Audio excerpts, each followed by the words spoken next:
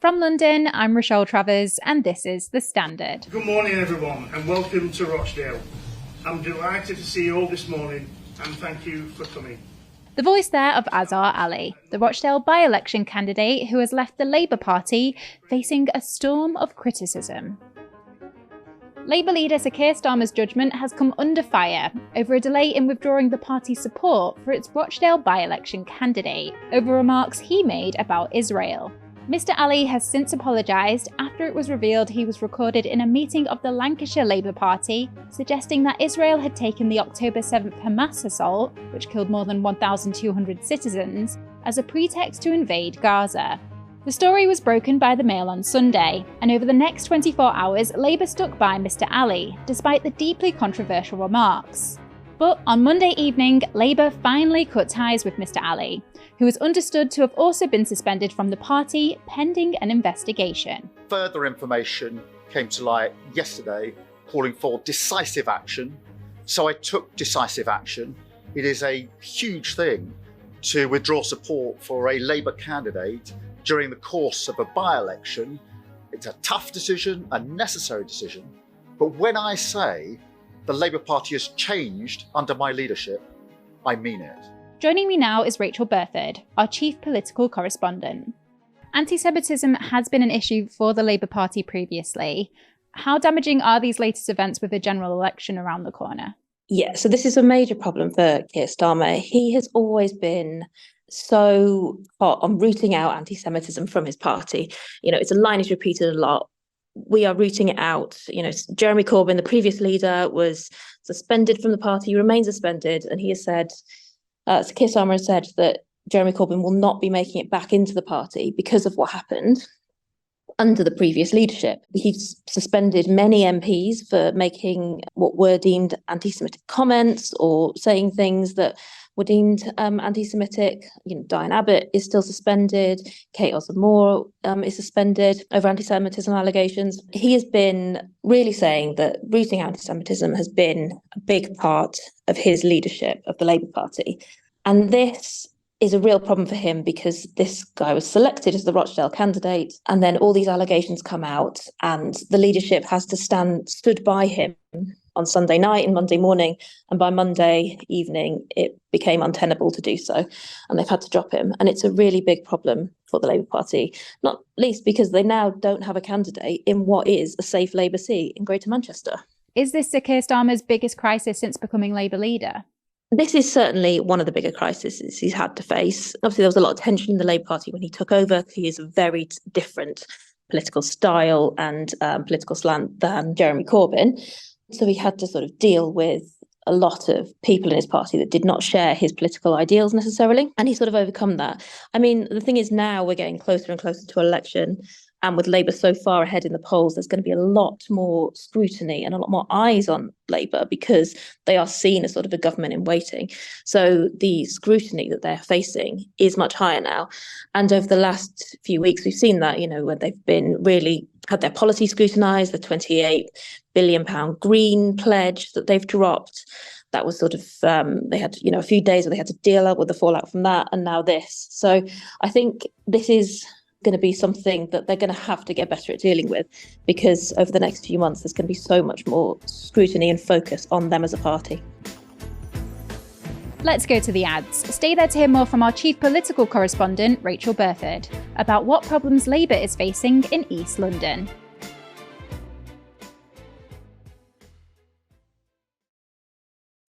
Welcome back. Still with me is our chief political correspondent, Rachael Burford. Rachael, you've been investigating some of the problems Labour is facing specifically in East London. Just explain what's happening there. Yeah, so now, because of the fallout from the Gaza vote last year in the House of Commons, we're seeing suddenly a lot of independent candidates saying that they are going to challenge Labour at the general election in, you know, specific constituencies in East London and elsewhere, actually. But I think, you know, in London, we've seen these huge pro-Palestinian protests. People do have a really big feeling about what's going on in the Middle East at the moment. And I think, you know, Labour now, we're going to see a lot of independent candidates challenging Labour candidates in what are safe Labour seats, mostly. Wes Streeting is possibly the most high profile of these. His Ilford North constituency has got quite a high Muslim population. There has been a lot of scrutiny on him because he did not vote for a ceasefire when the ceasefire vote was happening in the House of Commons. And a British Palestinian woman called Liam Mohammed has said she is going to stand in his constituency for the Redbridge Community Action Group. And she is standing on a ticket of no ceasefire, no vote, essentially. And sort of her take is that the Labour Party has relied on Muslims overwhelmingly voting for them at general elections, and they have been let down by the party over Gaza and the crisis in the Middle East. And her stance is that they do not deserve Muslim votes anymore. I went down to Wes's constituency in Ilford North and spoke to some people there.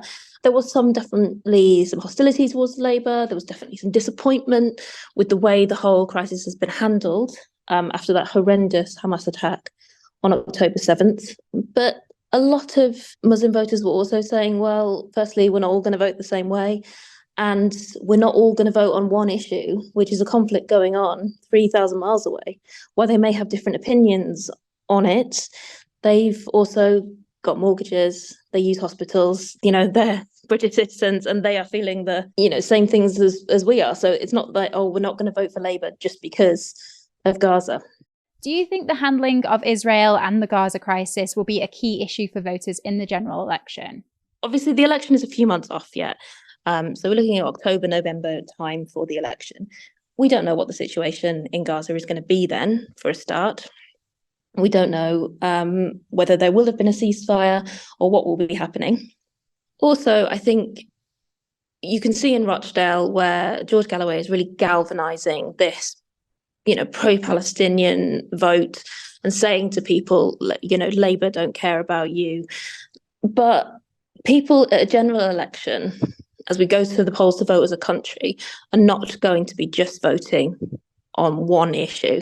There's going to be a myriad of issues where you've got hospital waiting lists, mortgages, crime, cost of living. These are all going to be on people's minds when they actually go to the ballot box at a general election.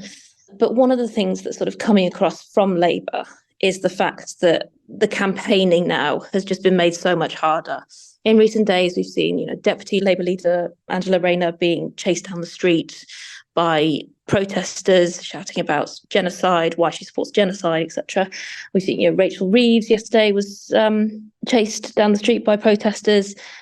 There is this sort of feeling among some of the Labour Party that in safe Labour seats, places like Tower Hamlets, Newham, they're going to suddenly be facing these really horrible campaigning days where they're being chased down the streets, or hustings where people are sort of shouting about horrendous things going on 3,000 miles away, and it's just not going to be a sort of nice, smooth, easy campaign in some of these areas as they possibly were expecting.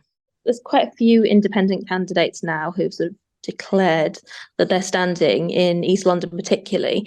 We've already seen quite a lot of defections from Labour at a local level, so councillors defecting from Labour to stand as independents over the party's stance on Gaza. And although I don't think they'll necessarily pose much of a threat at the general election, it is just about how the campaigning is going to go and how Labour is going to have to change its campaign strategy, maybe. Labour has actually started polling Muslim voters, and I think there is a little bit of realisation now in the party that maybe they underestimated the anger that there was among some people about the way they've approached this Gaza crisis. I think a lot of it stems from the interview that Keir Starmer gave to LBC just sort of after the October 7th attacks in Israel. It was sort of seen as him slightly suggesting that Israel has the right to turn off water and power to Gaza. He obviously came back a few days later and said that's not what he meant. Israel should not be committing war crimes, and it does have to work within international law. But I think there was a lot of anger about that, and that has sort of escalated quite a bit among some people. And we've seen quite, in the wake of that late last year, we saw quite a few councillors defect or form their own independent groups. Newham Council now has 3 independent councillors when it was a previously completely Labour council. So they're sort of leading an opposition party there now, and they say they're going to select candidates to stand in the borough there at the general election. You've got Azhar Ali and Bethnal Green and Bow. Mohammed Akunji, who was Shamima Begum's lawyer, is going to stand against her there. He's saying she was silent on Gaza because she abstained in the ceasefire vote in Parliament. I think there's a lot of sort of bitterness going into the campaigns at the moment. And I think that is slightly worrying for Labour, and it means they're going to have to switch up their campaign strategy a little bit in certain areas. You can read more from Rachael Burford on this story in the Evening Standard newspaper or on our website, standard.co.uk. And that's it from this episode. This podcast is back tomorrow at 4 p.m.